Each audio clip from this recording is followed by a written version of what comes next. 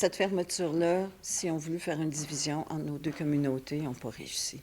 La collaboration, l'unification des deux est de plus en plus forte. La bibliothèque Haskell à Stansted, qui est située exactement sur la frontière entre le Canada et les États-Unis et qui est au milieu d'une controverse depuis quelques jours, a reçu un soutien important de la communauté depuis qu'elle a lancé sa campagne de sociofinancement pour aménager une entrée du côté du Canada.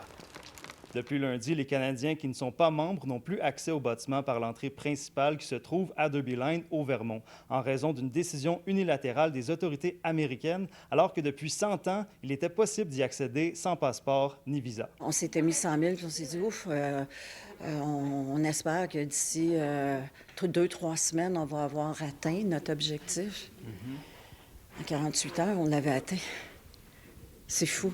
C'est fou. Cet élan de support, d'appui qu'on a de tout le monde, c'est incroyable. Les dons proviennent de partout, même des États-Unis, de ce qu'on peut comprendre des commentaires des donateurs. En voici quelques exemples. Un premier écrit: étant un ancien libraire et un Américain indigné, j'adore le Canada et je m'excuse pour l'administration de notre pays. Un autre dit: c'est honteux ce que nos politiciens font à tellement de niveaux. Vous êtes toujours nos amis. Mais on voit que la population américaine ne veut pas. Ils ne veulent pas avoir une mauvaise réputation envers les Canadiens. Ils nous voient comme des alliés, des amis. Je pense qu'ils veulent maintenir ça, puis ils ne veulent pas qu'on perd espoir. Puis c'est pas toute la population américaine qui pense de cette façon-là.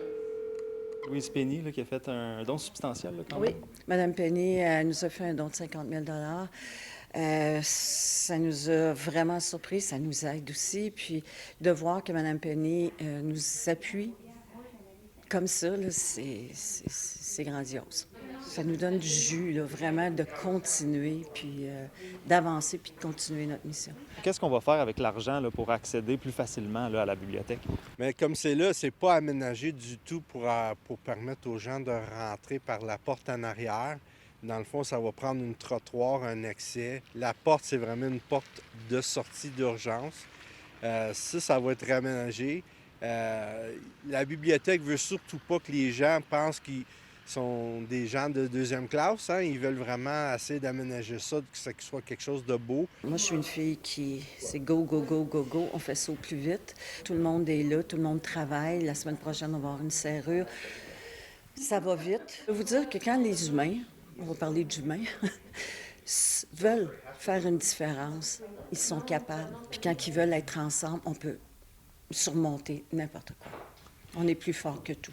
Pour ce qui est des délais des travaux, les contracteurs sont déjà contactés et on espère avoir fini pour le mois de juillet. À Stansted, Alex Soro pour Nouveau Info.